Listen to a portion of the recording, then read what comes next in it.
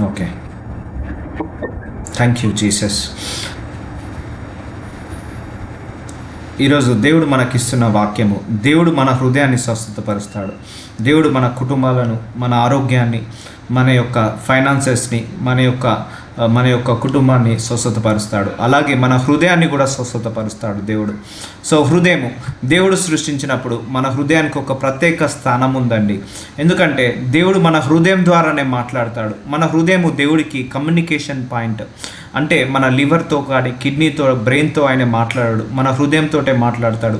ఆ హృదయానికి చాలా ఎమోషన్స్ పెట్టాడు. బాధ అనే ఎమోషన్. ఇప్పుడు మీకు బాధ వచ్చిందనుకోండి, ఎక్కడ తెలుస్తుంది? హృదయంలోనే. మీకు చింత వచ్చిందనుకోండి, ఎక్కడ తెలుస్తుంది? హృదయంలోనే. సంతోషం వచ్చినా ఎక్కడ? హృదయంలోనే. బాధ వచ్చినా హృదయంలోనే. కోపం వచ్చినా హృదయంలోనే. ద్వేషం వచ్చినా హృదయంలోనే. పగ వచ్చినా హృదయంలోనే. అసూయ వచ్చినా హృదయంలోనే. గర్వం వచ్చినా హృదయంలోనే. ఇవన్నీ కూడా మన హృదయంలో నుంచే పుడతాయి. మన హృదయము స్టోరింగ్ పాయింట్ వీటన్నిటికీ కూడా. సో అలాంటి హృదయాన్ని స్వస్థతపరిచే ఏకైక దేవుడున్నాడు యేసు ప్రభువారు. ఏకైక వైద్యుడు ఉన్నారు యేసు ప్రభువారు. ఆయన తప్పించి ఈ భూలోకంలో ఎవ్వరు కూడా మన హృదయాన్ని స్వస్థతపరచలేరు. ఇప్పుడు నీ హృదయం అంతా బాధ ఉంది, హాస్పిటల్కి వెళ్ళావు, అయ్యా నాకు హృదయం అంతా బాధ ఉంది, నాకు ఎక్స్రే స్కానింగ్లో ఎంత బాధ ఉందో చెప్పగలుగుతావు అని అడుగు ఆ డాక్టర్ని. చెప్పలేడు. అయ్యా నా హృదయం అంతా కూడా చింత, విచారణతో నిండి ఉంది, దుఃఖముతో నిండి ఉంది నా హృదయం అంతా, నాకు ఒక ట్యాబ్లెట్ ఇస్తావా అంటే ఇవ్వలేడు. ఒక స్కానింగ్ రిపోర్ట్లో నీకు కనపడదు నీకు ఎంత బాధ అవుతుందో, ఎంత చింత ఉందో, ఎంత విచారణ అయితే ఉందో. ఒక స్కానింగ్ రిపోర్ట్లో కనపడదు, ఒక ఎక్స్రే రిపోర్ట్లో కనపడదు. ఒక మెడిసిన్ లేదు, ఒక ఇంజెక్షన్ లేదు, ఒక టానిక్ లేదు, సర్జరీ కూడా లేదు దానికి. మన హృదయంలో ఉన్న బాధను తీసేయడానికి, మన హృదయంలో చింతను, విచారణను, బాధను తీసివేయడానికి సర్జరీ కూడా లేదు. ఏ డాక్టర్ కూడా పని చేయలేదు. ఏ టెక్నాలజీ ఇంకా రాలేదు. ఏ ఒక్క ఆర్టిఫిషియల్ ఇంటెలిజెంట్ రాలేదు. సో ఉన్నదల్లా మనకు ఒకటే ఒక డాక్టరు, యేసు ప్రభువారు. So God heal our heart. దేవుడు మన హృదయాన్ని స్వస్థతపరుస్తాడు. సో మన హృదయాన్ని స్వస్థతపరుస్తాడు. సో మన హృదయం అట దేవుడి దృష్టికి చెడిపోయిందట. అవునండి, మన హృదయము, నీ కోపం వచ్చిందా ఎక్కడ మొదలవుతుంది? హృదయంలోనే. ద్వేషం వచ్చిందా? హృదయంలోనే. పగ వచ్చిందా? హృదయంలోనే. గర్వం వచ్చిందా? హృదయంలో నుంచే. స్వార్థం వచ్చిందా? హృదయంలో నుంచే. అసూయ వచ్చిందా? హృదయంలో నుంచే. కక్ష వచ్చిందా? హృదయంలో నుంచే. ప్రతి ఒక్క ఫీలింగ్ కూడా నీకు హృదయం నుంచే మొదలవుతుంది, హృదయం నుంచే వస్తుంది. సో ఆ కోపాన్ని తీసేయాలంటే ఏ డాక్టర్ పనిచేయడు, దేవుణ్ణి అడగాలి. నా లోపల ఉన్న కోపాన్ని తీసివే ప్రభువా. నీ కోపం ఎక్కడ స్టోర్ అవుతుంది? మోకాళ్ళల్లో స్టోర్ అవుతుందా? లివర్లో స్టోర్ అవుతుందా? కిడ్నీలో స్టోర్ అవుతుందా? బ్రెయిన్లో స్టోర్ అవుతుందా? లేదు, హృదయంలోనే స్టోర్ అవుతుంది ఆ కోపం అనేది. సో దేవుడు హృదయానికి ఆ యొక్క క్యారెక్టరిస్టిక్స్ ఇచ్చాడు. సో నీ ముఖం చూడగానే కోపము నాకు కనపడ్డది అనుకోండి, అది ఎక్కడి నుంచి పుడుతుంది? కోపం హృదయంలో నుంచి పుడుతుంది ఆ కోపము. మన ముఖం చూడగానే సంతోషము, నీ హృదయంలో సంతోషం ఉంటేనే నీ ముఖంలో కనపడుతుంది. మన హృదయంలో బాధ ఉంటే మన ముఖంలో కనపడుతుంది. మన హృదయంలో దుఃఖం ఉన్నదనుకోండి, ఏడుపు ఉన్నదనుకోండి, మన ముఖంలో కనపడుతుంది. అంటే మన హృదయము మన ముఖానికి అద్దము లాంటి, మన హృదయము ముఖము అద్దము లాంటిది. సో మన అద్దము లాంటిది. మన హృదయాన్ని అయితే ఎవరు చూడలేరు. సో కానీ నీ హృదయంలో మంచితనమే నీ ముఖంలో కనపడుతుంది. నీ హృదయంలో కోపం ఉందా?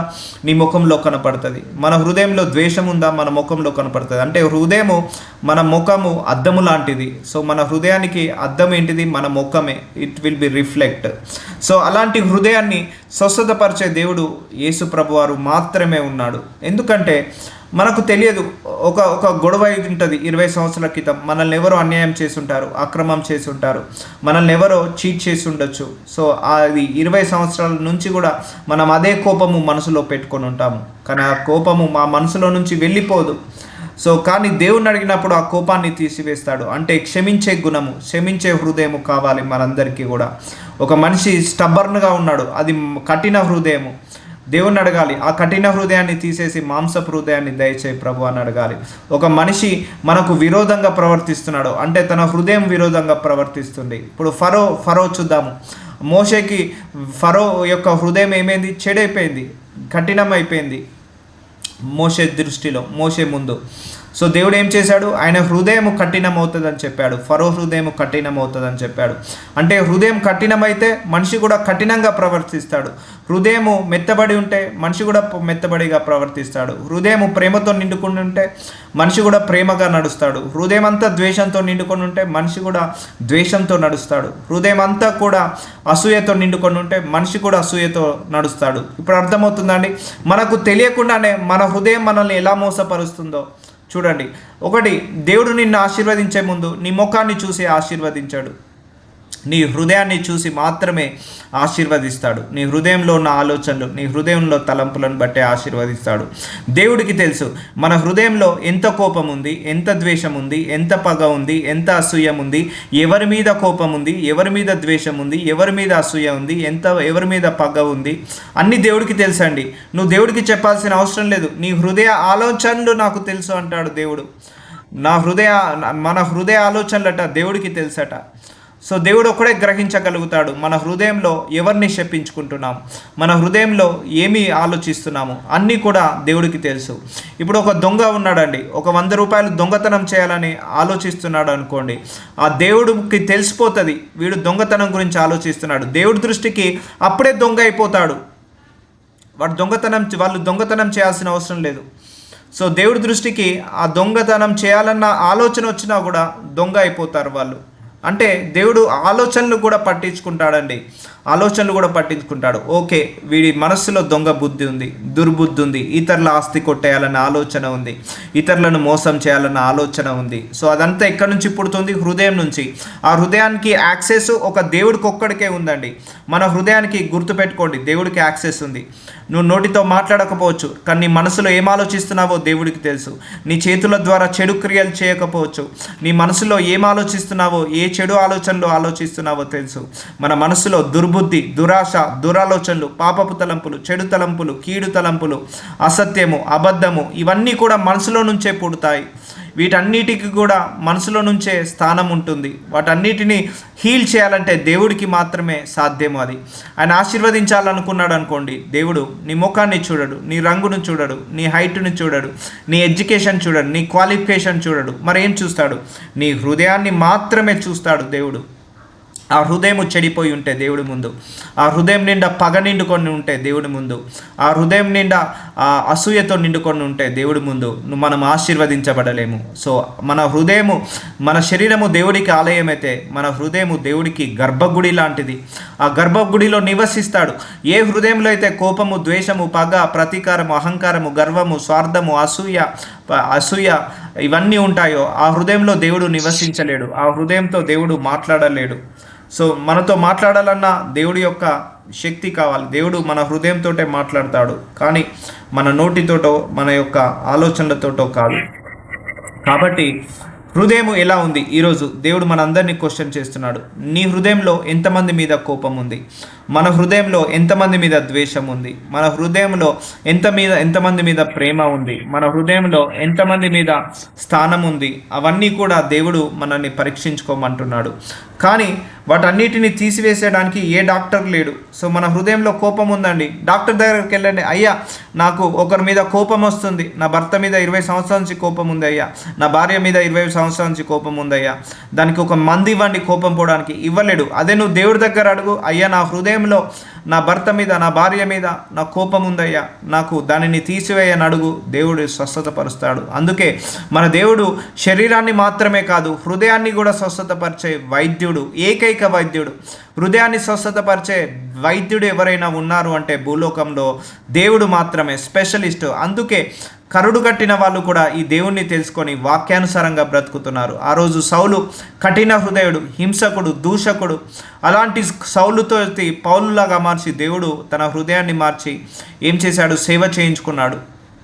సో హృదయం మళ్ళీ, సో మన హృదయము దేవుడికి కమ్యూనికేషన్ పాయింట్ అండి. ఆ హృదయాన్ని ఎప్పటికైనా కూడా శుద్ధంగా ఉంచుకోవాలి. అందుకే వాక్యం ఏం సెలవిస్తుంది? శుద్ధ హృదయాలు ధన్యులు, పరలోక రాజ్యం వాళ్ళదే. శుద్ధ హృదయం గాలు వారు దేవుణ్ణి చూడగలుగుతారు అంటారు. సో నీకు దేవుడు చూడాలన్న ఆశ ఉందా? శుద్ధ హృదయం కావాలని కోరుకోండి. అందుకే ఆ కఠిన హృదయాన్ని తీసేసి మాంసపు హృదయాన్ని దయచేయమని అడగండి, దేవుణ్ణి తప్పకుండా ఇస్తాడు. మళ్ళీ హృదయంలో కూడా గాడ్ మెజర్ చేయగలుగుతాడండి. నీకు ఎవరి మీద కోపం ఉంది, ఎన్ని సంవత్సరాల నుంచి కోపం ఉంది, దేని మీద కోపం ఉంది, అండ్ ఆ కోపం యొక్క మోతాదు ఏంటిది, అవన్నీ కూడా దేవుడు చూడగలుగుతాడు, చేయగలుగుతాడు, చెప్పగలుగుతాడు. ఎందుకంటే ఆయనకు యాక్సెస్ ఉందండి. మన పిల్లలు మనల్ని పసిగట్టకపోవచ్చు, మన భార్య మన భర్త మనల్ని పసిగట్టకపోవచ్చు, తల్లిదండ్రులు మనల్ని పసిగట్టకపోవచ్చు, మన హృదయంలో ఏ ఆలోచన ఉందో.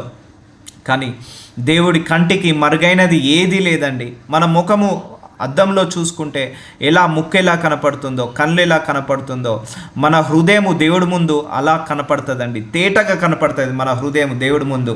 ఆ హృదయంలో స్థానం ఎవరి మీద ఉంది, ఆ హృదయంలో దేనికి చోటు ఉంది, ఆ హృదయంలో ఎంత దుర్బుద్ధి ఉంది, దురాశ ఉంది, ఇవన్నీ కూడా కనపడతాయి. అందుకే ఒక దొంగతనం చేయాలనే ఆలోచన వస్తేనే దేవుడి దృష్టికి దొంగ అయిపోతాడు. ఒక మందు తాగే వ్యక్తి, ఒక ఆల్కహాల్ తాగే వ్యక్తి ఆల్కహాల్ తాగాలనే ఆలోచన వచ్చినప్పుడే దేవుడి దృష్టికి త్రాగుబోతు అయిపోతాడు. ఒక వ్యక్తి ఒక స్త్రీని కానీ, పరాయి స్త్రీని కానీ, పరాయి పురుషుని కానీ మోహపు చూపుతో చూసినప్పుడే అప్పుడు దేవుడి దృష్టికి వ్యభిచారి అవుతాడు. మనం అనుకుంటాము ఆ దొంగతనం చేయట్లేదే అని అనుకుంటాము, కానీ నువ్వు ఇతరుల పొరుగుది ఆశించినా కూడా దొంగతనం చేసినట్టే. ఇతరులది ఆస్తి రావాలని ఆశించినా, నువ్వు కష్టపడింది వేరే వాళ్ళది కొట్టేయాలని ఆశించినా కూడా దేవుడి దృష్టికి మనం దొంగ అవుతాం. అంటే నువ్వు దొంగతనం చేయట్లేదు, ఆలోచించినా కూడా దొంగ అవుతాం. సో వెళ్ళి వ్యభిచారం చేయాల్సిన అవసరం లేదు. ఆ తలంపు వచ్చినా కూడా దేవుడి దృష్టికి దొంగవైపోతారు. సో ఆలోచనను బట్టి కూడా దేవుడు మనల్ని ఆశీర్వదిస్తాడండి. ఆలోచనను బట్టి కూడా మనకు తీర్పు ఉంటుంది. మన యాక్షన్స్ని బట్టి మాత్రమే తీర్పు కాదు, మన ఆలోచనలను బట్టి కూడా దేవుడు మనల్ని తీర్పు తీరుస్తాడు. కాబట్టి ఆ హృదయము స్వస్థత పడాలి, ఆ హృదయము నిండా ఆనందం ఉండాలి, సంతోషం ఉండాలి, శుద్ధ మనస్సు ఉండాలి, అంటే పరిశుద్ధత, పవిత్రత ఉండాలి, నీతి ఉండాలి హృదయంలో. ఇవన్నీ మనిషిని ఆపరేట్ చేస్తుంది. నీ కిడ్నీ లివర్లో ఏముండదండి. నీ హృదయం చెడిపోతే నీ శరీరం అంతా చెడిపోయినట్టే. ఇప్పుడు మనము ఒకరిని తిట్టాలంటే మన హృదయంలో కోపం వస్తేనే కదా ఒకరిని తిట్టగలుగుతాము. మన హృదయంలో ద్వేషం వస్తేనే కదా ఒకరిని ద్వేషంగా మాట్లాడగలుగుతాము. మన హృదయంలో విమర్శన వస్తేనే కదా మనం నోటి ద్వారా విమర్శిస్తాము. అంటే నీ హృదయం నుంచి వచ్చేదే నిన్ను పాడు చేస్తున్నాయి అని దేవుడు వాక్యం ద్వారా చెప్తాడు. నువ్వు తినే ఆహారము, నువ్వు తినే భోజనము చేతులు కడుక్కోకుండా తిన్నా కూడా నువ్వు అపవిత్రపరచబడవు. కానీ నీ మనసులో ఉన్న దురాశలు, దుర్బుద్ధులు, దురాలోచనల వల్లనే మన శరీరము అపవిత్రపరచబడుతుంది. సో నువ్వు క్షమించలేకపోతున్నావు ఒకరిని, కానీ దేవుడు నిన్ను ఏమడుగుతున్నావు? క్షమించు ప్రభువా, క్షమించు ప్రభువా, క్షమించు ప్రభువా అంటున్నావు. కానీ హృదయంలో ఎవరిని క్షమించలేకపోతున్నావు. అయితే దేవుడు ఏమంటాడు? ఫస్ట్ నువ్వు క్షమించు, తర్వాత నిన్ను క్షమిస్తాను అంటాడు. క్షమించుడి క్షమించబడును అంటాడు. సో ఫస్ట్ మనం క్షమిస్తేనే, మన హృదయపూర్వకంగా క్షమిస్తేనే మనము దేవుడి నుంచి క్షమాపణ పొందుకుంటాము. 10 మంది ఉన్నారు, 10 మందిలో 9 మందిని క్షమించాము, ఒక్కరిని క్షమించలేదు. ఆ ఒక్కరి వాళ్ళని బట్టి కూడా మన హృదయం ఏమవుతుంది? క్షమించలేని హృదయం అవుతుంటుంది. కాబట్టి క్షమించే హృదయము కావాలి, ప్రేమించే హృదయము కావాలి, సంతోషంగా ఉండే హృదయము, ఆనందంగా ఉండే హృదయము కావాలి. అలాంటి హృదయం ఎంతమందికి ఉంది చెప్పండి? ఆ హృదయం అంతా కూడా కోపమే, ఆ హృదయం అంతా పగనే, ఆ హృదయం అంతా కూడా ద్వేషమే, ఆ హృదయం అంతా కూడా విమర్శనే, ఆ హృదయం అంతా కూడా కక్ష సాధింపే, ఆ హృదయం అంతా కూడా అసూయనే, ఆ హృదయం అంతా కూడా గర్వమే, అహంకారమే. అట్టి హృదయంతో తిరిగా. అందుకే దేవుడు ఏమన్నాడు నోవాహు కాలంలో? మనుషుల హృదయాలు బాల్యం నుంచే చెడిపోయాయి అంటున్నాడు. మనుషుల హృదయాలు బాల్యం నుంచి ఏమయ్యాయట? చెడిపోయాయట. చూసారా అండి? దేవుడు పసిగట్టాడు మనుషుల యొక్క హృదయాలు. మన హృదయము తెలుసు ఆయనకు, మన హృదయ ఆలోచనలు తెలుసు, మన హృదయంలో ఉన్న తలంపులు తెలుసు, మన యొక్క నీతి తెలుసు, మన యొక్క పరిశుద్ధత తెలుసు, మన యొక్క పవిత్రత తెలుసు, మన యొక్క జ్ఞానము తెలుసు. దేవుడికి కంటికి మరుగైనది ఏదీ లేదు. ఈ కెనాట్ చీట్ ఎనీబడి. సో మనిషిని ప్రేమగా మాట్లాడుతున్నావు బయటికి, కానీ హృదయం అంతా ద్వేషంతో ఉంది. దేవుడికి తెలుసు అది. గాడ్ నోస్ దట్ నువ్వు డబల్ యాక్షన్ చేస్తున్నావని. సో బయటకేమో ప్రేమగా మాట్లాడుతున్నావు, వాళ్ళ మీదనే పగ పెట్టుకున్నావు, ద్వేషం పెట్టుకున్నావు. డబల్ యాక్షన్ తెలుసు దేవుడికి. ఆ హృదయంలో ఎంత కోపం ఉందో తెలుసు ఆయనకు. మెజర్ చేయగలుగుతాడు, చెప్పగలుగుతాడు. సో అందుకే మన హృదయ తలంపులన్నీ కూడా ఆయనకు తెలుసు. కాబట్టి ఈ రోజు నుంచి మన హృదయ తలంపులు దేవుడి ముందు పరిశుద్ధంగా ఉండాలి. అమ్మో ఇది ఆలోచించద్దు, నా దేవుడికి తెలిసిపోతుంది. చేయడం పక్కకు పెట్టండి. ఆలోచించడం కూడా వద్దంటాడు దేవుడు. ఇప్పుడు పాత నిబంధనలో కొత్త నిబంధనలకు ఒక్కసారి పరిశీలిద్దాం. పాత నిబంధనలు వ్యభిచరించొద్దు అంటాడు. కొత్త నిబంధనలు యేసుప్రభు వారు వచ్చేయమన్నాడు, నువ్వు పరాయి స్త్రీని మోహపు చూపుతో చూసినా కూడా అప్పుడే నువ్వు వ్యభిచారం చేసిన వాడవు అవుతావు అంటారు. అంటే నువ్వు చేయాల్సిన అవసరం లేదు, నువ్వు చూసినా ఆలోచించినా కూడా నువ్వు ఆ కోవలోకి వెళ్ళిపోతావని అంటాడు. అందుకే నీ తలంపులు ఎలా ఉన్నాయి, నీ తలంపులతో కూడా పాపం చేస్తున్నావా, నీ తలంపులతో కూడా శపిస్తున్నావా? నువ్వు వెళ్ళి కత్తి తీసుకొని నరహత్య చేయట్లేదు, కానీ ఒకరు చనిపోవాలని నువ్వు ఆశిస్తున్నావు, ఒకరు నశించిపోవాలని, ఒకరు నాశనం అయిపోవాలని ఆశిస్తున్నావు, అనుకుంటున్నావు మనసులో. దేవుడి దృష్టికి నువ్వు అప్పుడే నరహింత కూడా అవుతావు. నిజం చెప్తున్నా. ఒకరు నాశనం అయిపోవాలని కోరుకున్నా, ఒకరు నశించిపోవాలని కోరుకున్నా, ఒకరు చనిపోవాలని కోరుకున్నా దేవుడి దృష్టికి తెలిసిపోతుంది. అప్పుడే మనము దేవుడి దృష్టికి నరహంతకులం అయిపోతాము. ఒక దొంగ ఒక బ్యాంకుకు వెళ్ళి దొంగతనం చేయాలనుకున్నా, ఒకరింటికి వెళ్ళి దొంగతనం చేయాలని అనుకున్నా కూడా దేవుడి దృష్టికి అప్పుడే వాడు దొంగ అయిపోతాడు. అక్కడ దాకా వెళ్ళి దొంగతనం చేయాల్సిన అవసరం లేదు, అక్కడే వాడికి జడ్జిమెంట్ వస్తుంది. వ్యభిచారం చేయాల్సిన అవసరం లేదు. పరాయి స్త్రీని, పరాయి పురుషుని మోహపు చూపుతో చూసినా కూడా, చెడు కోరికలున్నా, చెడు ఆశలున్నా, దుర్బుద్ధి దురాశ ఉన్నా కూడా దేవుడి దృష్టికి అప్పుడే చేయకున్నా పర్లేదు. ఆలోచన వచ్చినా కూడా దేవుడి దృష్టికి నువ్వు తప్పు చేసిన వాడవు, పాపం చేసిన వాడవుతావు. ఈరోజు ఎలా ఉంది నీ మనస్సు? ఏ విషయంలో నిన్ను పాపం చేపిస్తుంది నీ మనస్సు? అందుకే బైబిల్ ఏం సెలవిస్తుంది? నీ మనస్సు అన్నిటికంటే మోసకరమైనది చీట్ చేస్తుంది నీ మనస్సు నిన్ను. పక్కోడు కాదు, ఎదిరింగింటోడు కాదు, వాళ్ళు కాదు, వీళ్ళు కాదు, మన మనస్సే మనల్ని మోసం చేస్తుంది. మన మనసులో ఉన్న కోపమే మనల్ని శత్రులాగా మారుస్తుంది. నీ మొదటి శత్రువు నీ మనస్సే. ఆ మనసు ఎలాగుంది చెక్ చేసుకో. ఏ విషయంలో నువ్వు శోధించబడుతున్నావు, ఏ విషయంలో నువ్వు మనసు తలంపుల ద్వారా, హృదయం ద్వారా పాపము చేస్తున్నావు, అవన్నీ కూడా నువ్వు చెక్ చేసుకో. చెక్ లిస్ట్ లాగా పెట్టుకోవాలి మనము. సో ఆ మనసుని, ఆ హృదయాన్ని స్వస్థతపరిచే ఏకైక వైద్యుడు, పరమ specialist, international doctor, international specialist మన దేవుడు యేసు ప్రభువారు. ఆయనకే మహిమ కలుగును కాక. ఈ యాక్సెస్ ఏ డాక్టర్కి ఇవ్వలేదండి దేవుడు, ఏ సైంటిస్ట్కి ఇవ్వలేదండి ఈ హృదయాన్ని స్వస్థతపరిచేది. కావాలంటే మీరు వెళ్ళండి ప్రపంచంలో ఏ డాక్టర్ దగ్గరికైనా వెళ్ళండి, అడిగి చెప్పండి, నాకు ఈ డాక్టర్ ఉన్నాడు, నా మనసులో ఉన్న బాధను చూసి ఇంత బాధ ఉంది, 100లో 70% బాధ ఉంది, బాధను తీసేస్తాను, ఇగో ఈ మెడిసిన్ ఇచ్చాడని చెప్పండి. ఎక్కడున్నాడో చెప్పండి, ఆ డాక్టర్ని ప్రపంచంలో వెతికి తీసుకురండి. సో నీ మనసులో అసూయ ఉంది, 100కు 80% అసూయ ఉంది, ఇగో ఈ డాక్టర్ నా మనసులో ఒక మీటర్ పెట్టి చూశాడు, ఒక మిషన్ పెట్టి చూశాడు, 80% వచ్చింది నా యొక్క హృదయంలో ఉన్న అసూయ. ఏ డాక్టర్ ఉన్నాడు చెప్పండి నాకు, దానికి ఏ మెడిసిన్ ఉందో చెప్పండి, ఏ ఒక్క ఇంజెక్షన్ ఉందో నాకైతే తెలియదు, మీకు తెలిస్తే చెప్పండి, నేను వెళ్ళి ఆ ఇంజెక్షన్ కొనుక్కుంటాను, ఆ యొక్క మెడిసిన్ కొనుక్కొని నా హృదయానికి వేసుకుంటాను. కానీ నాకు తెలిసిన డాక్టర్ ఒకడు, యేసు ప్రభువారు. ఆయనకు తెలుసు మన హృదయంలో 100% ద్వేషం ఉందా, 100% ప్రేమ ఉందా, 100% అసూయ ఉందా, 100% బాగు చేసే గుణం ఉందా ఆయనకు తెలుసు. అది తెలియడం మాత్రమే కాదు, దాన్ని స్వస్థతపరిచే శక్తి కూడా నా వైద్యుడికి ఉంది, మన యేసు ప్రభువారికి ఉంది అని మాత్రం మర్చిపోవద్దు ఎప్పుడైనా కూడా. సో ఈరోజు చెక్ చేసుకోండి, మీ అందరి హృదయం ఎలా ఉంది. నీ భర్త మీద కోపం, భార్య మీద కోపం, పిల్లల మీద కోపం, అత్తమామల మీద కోపము, బంధుమిత్రుల మీద కోపము, స్నేహితుల మీద కోపం ఉందా? క్షమించే హృదయం అని అడగండి దేవుణ్ణి. ఎందుకంటే చాలామంది అనుకుంటారు, నేను వాళ్ళను క్షమిస్తే వాళ్ళకే బాగా అనుకుంటారు. కాదండి, మనం ఒకరిని క్షమించామనుకో, అది మనకే మేలు, మనకే ఆశీర్వాదం వస్తుంది. ఇవన్నీ దేవుడికి మనకు అడ్డుగోడగా వస్తున్నాయి. అందుకే మనం ఆశీర్వదించబడలేకపోతున్నాం. అందుకే పెద్ద పెద్ద దైవజనులు ప్రార్థించినా కూడా ఎందుకు సమాధానం రావట్లేదు? దేవుడికి మనకు ఇవన్నీ అడ్డుగోడలుగా ఉన్నాయి. ఇప్పుడు ఒక గోడ కట్టేటప్పుడు ఏం చేస్తామండి? ఇటుక పెడతాము. సో ఇటుక పెడదాం, ఒక ఇటుక మీద ఇంకో ఇటుక మీద పెట్టి గోడలాగా పేర్చిన తర్వాత పైన సిమెంట్ వేస్తాము, తర్వాత ప్లాస్టింగ్ చేస్తాము, ఆ గోడ కడతాము. అలాగే కూడా నీ మనసులో కోపం అనే ఇటుక, ద్వేషం అనే ఇటుక, పగ అనే ఇటుక, అహంకారం అనే ఇటుక, అసూయ అనే ఇటుక, దుర్బుద్ధి, దురాశ, దురాలోచనలు అనే ఇటుకలు ఒక్కొక్కటి పేరుకపోయి ఒక గోడలాగా తయారయ్యాయి. సో దానికి నున్నగా ప్లాస్టింగ్ చేయబడింది. అందుకే ఈ ఇటుకలన్నిటిని కూడా తీసివేయాలి. ఇప్పుడు నేను ఆ గోడను తవ్వాలంటే ఒక్కొక్క ఇటుకను తీస్తేనే కానీ ఆ గోడను కింద పడేయలేను. అలాగే మన మనసులో కూడా ఇలాంటి ఒక్కొక్క ఇటుకను తీసివేయాలి.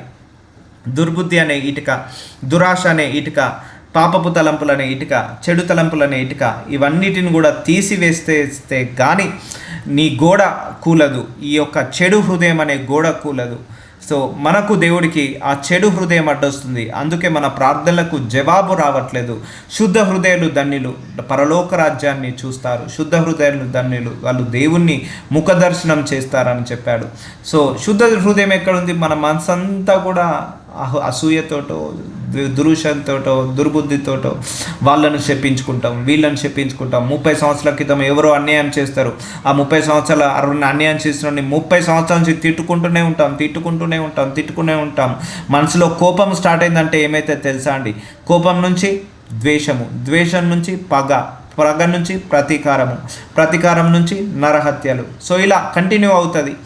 సో చాలామంది కూడా నరహత్యలు ఎలా అవుతున్నాయి? కోపం స్టార్ట్ అవుతుంది. కోపం నుంచి ద్వేషం నుంచి పగ నుంచి ప్రతీకారం నుంచి నరహంతకులు పరలోక రాజ్యానికి వెళ్తారా? వెళ్ళరు. చూసారా? ఇవన్నీ కూడా ఒక చైన్ సిస్టమ్ లాగా. వీటన్నిటికీ స్టార్ట్ అయ్యే పాయింట్ ఏంటిది? కోపమే. ఆ కోపం ఎక్కడ పుడుతుంది? మనసులోనే. అర్థమవుతుందా అండి? చూసారా అండి, మనకు తెలియని హృదయము ఎంతవరకు మనల్ని ఎట్లా మోసం చేస్తుందో. మనకు తెలియని హృదయం, మన లోపల ఉన్న హృదయమే మన శరీరంలో ఒక ముఖ్య భాగమే. ఆ శరీరంలో ఉన్న ముఖ్య భాగమే మనకు తెలియకుండానే ఎన్నో రకాలుగా మోసాలు చేస్తుంది మన హృదయము. సో అట్టి మోసపు హృదయాన్ని దేవుణ్ణి తీసేయమని అడగండి. అట్టి ద్వేషపు హృదయాన్ని తీసివేయమని అడగండి. ఆనాడు హెబెలు, కయీను తెలుసు కదా అండి. ఆదాంకు ఒక పిల్లలు ఉన్నారు, 2 పిల్లలు. సో కయీనేమో హేబెల్ మీద కోపపడి చంపేస్తాడు. కోపం వస్తుంది. కోపం ఎక్కడ వస్తుంది? హృదయంలో వస్తుంది. ఎందుకు చంపేస్తాడు చెప్పగలుగుతారా? అసూయతోటి చంపేస్తారు హేబెల్ని. కయ్యంకి అసూయ వస్తుంది తమ్ముడి మీద. దేవుడు నా ఆఫరింగ్ని యాక్సెప్ట్ చేయడా, నా తమ్ముడు ఆఫరింగ్ని యాక్సెప్ట్ చేస్తాడా? అసూయతోటి చంపేస్తాడు. అసూయ ఎక్కడ పుట్టింది? మనసులో పుట్టింది. అసూయకు నెక్స్ట్ లెవెల్ ఏంటిది? కోపము. ఆ కోపంకి నెక్స్ట్ లెవెల్ ద్వేషంకి నెక్స్ట్ లెవెల్ పగకు ప్రతీకారము నెక్స్ట్ లెవెల్. దాంతో ఆ ప్రతీకారంతో నరహత్య చేసేసాడు. ఇప్పుడు నేను చెప్పింది కరెక్టే కదా? సింక్ అయిందా లేదా? ఇవన్నీ ఎక్కడ స్టార్ట్ అయినాయి? హృదయంలోనే. ఆ అసూయ హృదయంలోనే స్టార్ట్ అయింది.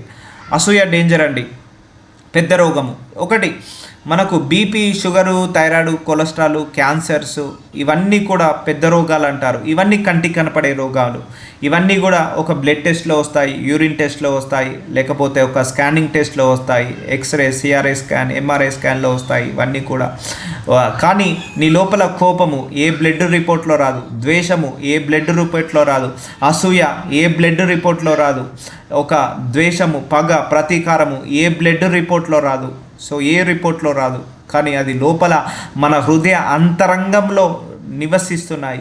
వాటిని వ్రేళ్లతో సహా తీసేసే శక్తి దేవుడికి మాత్రమే ఉంది. ఈవెన్ నాకు లేదు, మీకు లేదు, ఏ దైవజనుడికి లేదు భూలోకంలో, ఏ విశ్వాసికి లేదు భూలోకంలో. వాటిని వ్రేళ్లతో సహా, ఆ అసూయ కావచ్చు, ఆ పాపము కావచ్చు, ఆ చెడు తలంపులు కావచ్చు, వ్రేళ్లతో సహా మన హృదయంలోంచి తీసేసే శక్తి ఏకైక దేవుడైన నిజ దేవుడైన యేసయ్యకు మాత్రమే ఉంది. Is a specialist in that area. ఈ విల్ చేంజ్ యువర్ హార్ట్, ఈ విల్ షిఫ్ట్ యువర్ హార్ట్. నీ యొక్క హృదయాన్ని మార్చేస్తాడు. ఎలా మారుస్తాడో నీకు కూడా తెలియదు. నువ్వే మారిపోతావు. అరే ఒకప్పుడు ఇంత కోపం ఉండే, ఇంత దీర్ఘశాంతంగా ఎలా మారానే. ఒకప్పుడు నేను యేసయ్యకే విరోధిని, ఇప్పుడు యేసయ్యనే నేను ప్రకటిస్తున్నానే. ఒకప్పుడు నేను అందరినీ ద్వేషించేవాడిని, ఇప్పుడు అందరినీ ప్రేమిస్తున్నానే. అలాగా మారుస్తాడు.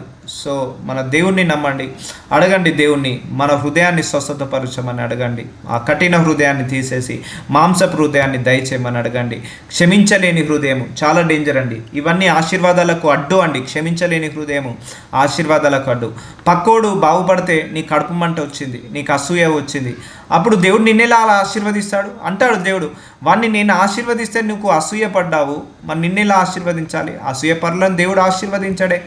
అంటే వాడిని ఆశీర్వదించేది నేనే, నిన్ను ఆశీర్వదించేది నేనే. వాడిని ఆశీర్వాదం మీద ఏడుస్తున్నావంటే నేను ఇచ్చిన ఆశీర్వాదం మీద ఏడుస్తున్నట్టు, అంటే నా మీద ఏడుస్తున్నట్టు నువ్వు. సో నిన్నెలా ఆశీర్వదిస్తాను? సో వాడి మీద అసూయ పడకుండా, దేవా థ్యాంక్స్ ప్రభువా, ఆ బిడ్డకి ఏదో గర్భఫలం ఇచ్చావు, థ్యాంక్స్, నాకు కూడా గర్భఫలం ఇవ్వన్నప్పుడు ఓకే, నీ లోపల అసూయ లేదు, మంచి గుణం ఉంది. ఆ గుణాన్ని బట్టి దేవుడు నిన్ను ఆశీర్వదిస్తాడు. అందుకే తీసేసుకోవాలి, ఈ గర్వము తీసేసుకోవాలి, అహంకారము తీసేసుకోవాలి, అసూయ తీసేసుకోవాలి, కోపాన్ని తీసేసుకోవాలి, పగను తీసేసుకోవాలి, ప్రతీకారాన్ని తీసేసుకోవాలి. అప్పుడే అప్పుడే నీ హృదయం దేవుడి దృష్టికి నాణ్యమైన హృదయం అంటారు కదా, అలా ఉంటుంది. ఇప్పుడు మనము కూరగాయల షాప్కి వెళ్తాము, టమాటాలు కొనుక్కుంటాం, మంచి ఏవో ఏరుకుంటా అంటాం. సో మంచిగా మనం తీసుకొస్తాం, కానీ పుచ్చిపోయినాయి, ఖరాబ్ అయినాయి, లేకపోతే వాతలు పడ్డాయి, లేకపోతే రంధ్రాలు పడ్డాయి, ఇవన్నీ తెచ్చుకుంటామట. వాటలకు రావు, తెచ్చుకోము, కచ్చగున్నా తెచ్చుకోము. అలాగే దేవుడు కూడా ఏ హృదయం చెడిపోయి ఉంది, ఏ హృదయంలో ప్రేమ ఉంది, ఏ హృదయంలో మంచితనం ఉంది, మానవత్వం ఉంది, దయాలత్వం ఉంది, ఏ హృదయము కఠిన హృదయము, ఏ హృదయము మాంసపు హృదయము, ఏ హృదయంలో క్షమించే గుణం ఉంది, ఏ హృదయంలో ద్వేషించే గుణం ఉంది, ఇవన్నీ కూడా చూస్తాడు. 1 కిలో టమాటాలే మనం ఎలా ఏరుకుంటామో దేవుడు కూడా హృదయాలు కూడా అలా కనపడుతున్నాయి. అలాంటి హృదయాలనే దేవుడు ఆశీర్వదిస్తాడు. మళ్ళీ చెప్తున్నా, నువ్వు వేసుకున్న బ్రాండెడ్ బట్టలను బట్టి దేవుడు ఆశీర్వదించాడు. నువ్వు చదువుకున్న ఎంబీఏలను బట్టి, డిగ్రీలను బట్టి దేవుడు ఆశీర్వదించాడు. నీ కలరు తెల్లగా ఉన్నావని, నీ హెయిర్ లాంగ్ ఉన్నదని, మంచి స్పైట్స్ పెట్టుకున్నావని, మంచి నెయిల్ పాలిష్ పెట్టుకున్నావని, మేకప్ వేసుకున్నావని దేవుడు ఆశీర్వదించాడు. దేవుడు ఆశీర్వదించే ముందు ఆ హృదయాన్ని మాత్రమే చూసి ఆశీర్వదిస్తాడు. ఆ హృదయాన్ని స్వస్థతపరచమని అడగాలి దేవుని. దేవుడు మన హృదయాన్ని స్వస్థతపరుస్తాడు. సో చెప్పండి, ఈరోజు చెక్ చేసుకోండి మీ అందరి హృదయాలలో. 10 సంవత్సరాల నుంచి ఎవరి మీద కోపం ఉంది, ఎవరి మీద దేశం ఉంది, ఇంకొకరు బాగుపడితే అసూయతో మనము కడుపు మంట వస్తుందా, తీసేసుకోవాలి. ఇవన్నీ స్టోరింగ్ పాయింట్. ఒక బ్యాంక్లో 100 రూపాయలు డిపాజిట్ చేసాం, నెక్స్ట్ మంత్ ఒక 200 రూపాయలు డిపాజిట్ చేసాం, మళ్ళీ రేపు ఒక 500 డిపాజిట్, ఇట్లా డిపాజిట్ చేసినట్టే ఈ యొక్క మనసులో ఇవన్నీ డిపాజిట్ చేసినట్టే. మనము ఈ కోపాన్ని, ఈ ద్వేషాన్ని, మంచితనాన్ని, నువ్వు ఒకరిని నవ్వుతూ మాట్లాడుతున్నావా, అది నీ హృదయంలో నుంచి వస్తుంది. నువ్వు ప్రేమతో మాట్లాడుతున్నావా, నీ హృదయం నుంచే వస్తుంది. అసూయతో మాట్లాడుతున్నావా, నీ హృదయం నుంచే వస్తుంది. అట్టి హృదయాన్ని మనం ఏం చేసుకోవాలి, దేవుడి ముందు జాగ్రత్తగా కాపాడుకోవాలి. అందుకే బైబిల్ సెలవిస్తుంది, హృదయము అన్నిటికంటే మోసకరమైనది. నిన్ను ఎల్లయ్యనో, మల్లయ్యనో, పుల్లయ్యనో కాదు నిన్ను మోసం చేసేది, నీ హృదయమే నిన్ను మోసం చేస్తుంది. సో అట్టి హృదయాన్ని జాగ్రత్తగా కాపాడుకో, పరిశుద్ధంగా పెట్టుకో, నీతిగా పెట్టుకో, నిజాయితీగా పెట్టుకో. అట్టి హృదయంలో క్షమించే హృదయాన్ని తయారు చేసుకో. ద్వేషం లేకుండా చూసుకో, పగ లేకుండా చూసుకో, ప్రతీకారం లేకుండా చూసుకో. ఇవన్నీ ఉండాలంటే ప్రార్థించుకోవాలి. సో అందరూ ప్రార్థనలో ఏకీభవించండి. నజరుడైన యేసయ్య, చాలా గొప్ప వాక్యము నాయన. ఇన్ని రోజులు మాకు ఈ కీ తెలియక, ఈ మర్మము తెలియక అయ్యా మేము నశించిపోయామయ్యా, తెలుసుకోలేక బాధపడుతున్నాము తండ్రి. ఎందుకు మాకు ఆశీర్వాదాలకు అడ్డుగా ఉన్నాయో మాకు అర్థం కావట్లేదు. ఎంత ప్రార్థించినా మేము ఎందుకు ఆశీర్వదించబడట్లేదో, మా ఆశీర్వాదాలకు అడ్డుగా ఏమున్నాయో ఈరోజు వాక్యం ద్వారా బయలుపరిచావు. ఎస్ మై లార్డ్, మా హృదయం అంతా బాల్యం నుంచే చెడిపోయింది నాయన. మా హృదయం అంతా కూడా ద్వేషముతో, పగతో, దుర్బుద్ధితో, దురాశతో, కక్షతో, అసూయతో, వ్యభిచార తలంపులతో, అవినీతి తలంపులతో మా హృదయం అంతా కూడా మోసకరమైంది నాయన. అయ్యా, దానిని స్వస్థతపరచు. యెహోవాను నేనే అన్నావు తండ్రి. మా ఫైనాన్సెస్ని స్వస్థతపరిచినట్టు, మా శరీరాన్ని స్వస్థతపరిచినట్టు ఈరోజు మా అందరి హృదయాన్ని కూడా స్వస్థతపరచమని నజరుడైన యేసు నామములో ప్రార్థిస్తున్నాను తండ్రి. ఈ విత్తనము, ఈ వాక్యం అనే విత్తనము అందరి హృదయాలలో మొలకెత్తును కాక. అయ్యా, అందరి హృదయం అనే పొలములో ఈ వాక్యం అనే విత్తనము మొలకెత్తి అభివృద్ధి చెందును కాక. ఈరోజు నుంచి ప్రతి ఒక్కరి హృదయంలో క్షమించే హృదయము, ప్రేమించే హృదయము, కరుణ చూపించే హృదయము, దయ చూపించే హృదయము, మంచితనము, దయాలత్వము దయచేయమని యేసు నామములో ప్రార్థిస్తున్నాను తండ్రి. స్వస్థతపరచు నాయనా అని ప్రవచిస్తూ ప్రార్థిస్తున్నాను.